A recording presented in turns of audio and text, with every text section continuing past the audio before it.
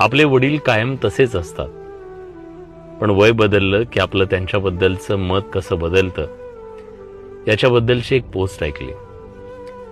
5 वर्षाचे आपण असतो तेव्हा वाटतं की आपले वडील या जगातले सगळ्यात शक्तिशाली व्यक्ती आहेत. आपण जेव्हा 10 वर्षाचे होतो तेव्हा वाटतं की आपल्या वडिलांना या जगातलं सगळं कळतं.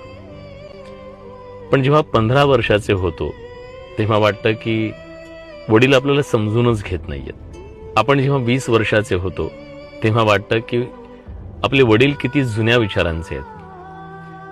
पण जेव्हा 25 वर्षाचे होतो तेव्हा लक्षात येतं की आपले वडील काही बाबतीत बरोबर होते. 30व्या वर्षी आपल्या लक्षात येतं की आपल्या वडिलांनी आयुष्यभर जे केलं ती काही साधी गोष्ट नव्हती. 40व्या वर्षी आपल्या लक्षात येतं की वडिलांसारखं बनणं आणि त्यांच्यासारखं करणं हे काही खायची गोष्ट नाही.